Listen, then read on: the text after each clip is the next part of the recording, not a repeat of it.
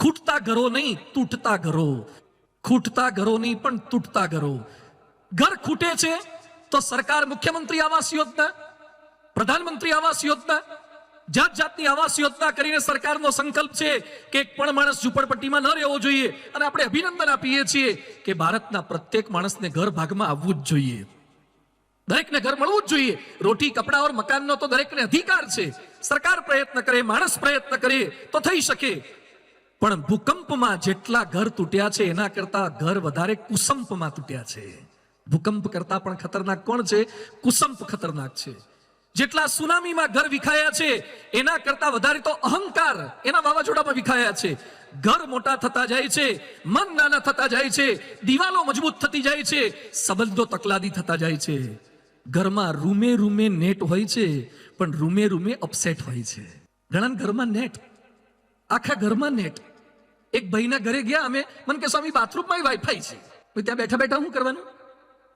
ત્યાં વાઈફાઈ ની શું જરૂર છે? ઓટો મોડમાં બધું લાવી દીધું છે. હમણાં એક છોકરો ગાડીનું પૂજન કરવા લઈ આવ્યો, અમે બેઠા, પછી એ છોકરો બોલવા માંડ્યો, મને કે ગ્લાસ ઓપન. તારો ગાડીએ ગ્લાસ ઓપન કરી દીધો. ગ્લાસ ક્લોઝ, તો ગાડીએ ગ્લાસ ક્લોઝ કર્યો. પછી રૂફ, સનરૂફ ઉપર આપ્યું હોય ને, સનરૂફ, કે સનરૂફ ઓપન, તો સનરૂફ ઉપરનું ખુલી ગયું. પછી બધું એડજસ્ટમેન્ટ, લાઈટ ચાલુ થાય, લાઈટ બંધ થાય, ડેકી ખુલી જાય. મને કે સ્વામી આ ગાડી એવી બનાવી છે ને, તમે બોલો એમ બધું કયું કરે. ગાડી કયું બધું કરે છે. તું લગન થયા તારા? મન કે ના. તું ગાડી કયું કરે એવી મળશે પણ બોલો, હવે તમે બોલો, હું નહીં બોલું. ગાડીમાં એમ કોક બારણું બંધ કરો તો ગાડી બંધ કરે, પણ ઘેર જઈને કોક બારણું બંધ કરે. થાવ ઉભા તમે. દર વખતે બધું કયું ના થાય. કયું કરે એવી ગાડીઓ વિજ્ઞાન આપી શકશે, પણ કયું કરે એવા પરિવારના સભ્યો સત્સંગ આપી શકશે. તમારા શબ્દનું પાલન કરી શકે, વિજ્ઞાન આપી શકે, પણ જ્ઞાન જોઈશે. આજે ફાઇન પ્લેસ નહીં પણ ફાયર પ્લેસ જેવા ઘર થઈ ગયા છે. મકાનનું નામ સત્કાર હોય પણ અંદર ધુતકાર હોય. એકવાર એક ભાઈ પોલીસ સ્ટેશને ગયા. પોલીસને કે સાહેબ હું બહુ દુખી છું. શું છે? એ કે ઘરવાળા બોલે છે. હા કે બોલે? એ કે બોલે નહીં, મારે છે, બહુ હેરાન કરે છે. એ કે આખી પૃથ્વી પર સૌથી વધારે દુખી હું છું. પોલીસ કે આવું સ્ટેટમેન્ટ નહીં આપો, સૌથી વધારે દુખી તો અમે છીએ.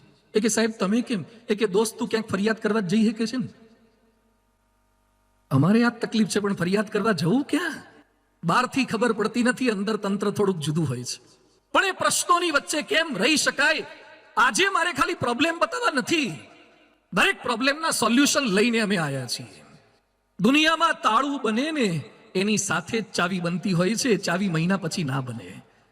દરેક તાળાની ચાવી હોય છે, દરેક સમસ્યાના સમાધાન હોય છે, દરેક પ્રશ્નના જવાબ હોય છે.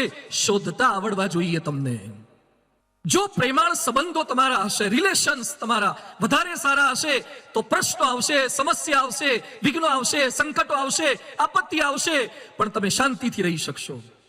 રામ, સીતા અને લક્ષ્મણ 14 વર્ષ જંગલમાં ગયા છે. સીતાજીએ 14 વર્ષ જંગલમાં જવાનું હતું. રામ સીતાને કહે છે કે સીતા, જંગલના કષ્ટ પડશે, માતા પિતાને મળવા નહીં મળે, ઘર સારું નહીં હોય, ફર્નિચર નહીં હોય, બધે ચાલતા જવાનું છે, રસોઈ જાતે કરવાની છે, પાણી જાતે ભરવાનું છે, કપડા જાતે ધોવાના છે, અનેક કષ્ટો છે. So please stay here. અયોધ્યામાં રોકાઈ જાઓ, જંગલમાં આવવાની જરૂરિયાત નથી. આટલા કષ્ટો તમે સહન નહીં કરી શકો. અને એ સમયે સીતા શું બોલ્યા છે? તવ સ્નેહ પુરસ્કૃતા.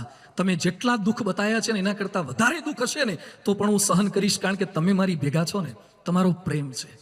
જેની સાથે પ્રેમ હશે ને તમને તકલીફ નહીં પડે. એક સોફામાં તમે 2 જણા બેઠા હશો અને 2 સીટર જ સોફો હોય, એમાં કોઈક ત્રીજો તમારો ગમતો આવે ને, જો સમજો ફરતી હો, તમારો ગમતો ને ઓળખીતો આવે ને તો હાંકડા થઈને પણ આવી જાય યાર, એને બેહાડી દે. અને ખબર પડે કે આ ભાઈ આવે છે ને બેહાડવા જેવા નથી તો પોળા બે ના, કે આવે છે, હમણાં આવે છે, હમણાં આવે છે, કોઈ ન આવવાનું હોય. તમારા ગમતા માણસોનો ભાર તમને લાગશે જ નહીં. નહીં લાગે, ભાર નહીં લાગે. તમારા ગમતા માણસો તમને તકલીફ કરશે જ નહીં. પ્રેમાળ સંબંધો રાખજો તો કષ્ટ નહીં આપે. પાંડવોને કેવા પ્રશ્ન આવ્યા છે? બાળપણથી અન્યાય, લાક્ષાગૃહમાં બાળી નાખવાના પ્રયત્ન થયા, જુગારમાં કપટ થયું, વનમાં મોકલ્યા, અજ્ઞાતવાસ થયું, વસ્ત્રાહરણ કરવામાં આવ્યું દ્રૌપદીનું, આટલા બધા કષ્ટો તકલીફો પાંડવોને પડી છે, પણ છતાં પાંડવો એક થઈને રહેતા હતા.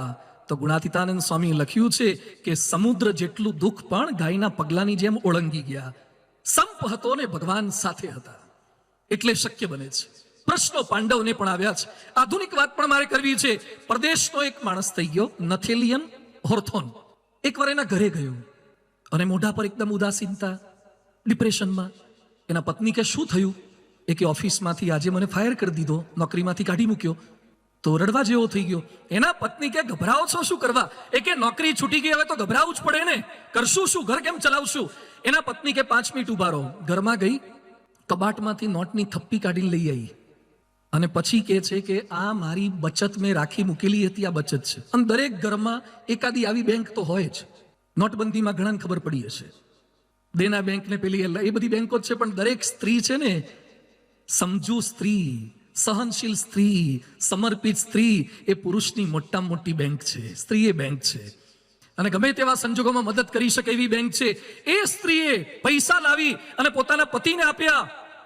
એનો પતિ કે આ પૈસાનું શું કરવાનું? એ કે 1 વર્ષની ચિંતા ના કરતા, તમે સારું લખી શકો એવા છો, લેખક છો, તમે લખો. એ કે પણ વર્ષ સુધી ઘરમાં ખાઈશું પીશું શું? એ કે પૈસા મેં બચાયા છે ને, વર્ષ સુધી હું ઘર ચલાવીશ. પણ તું લેખક છે, લખ, સારું લખ.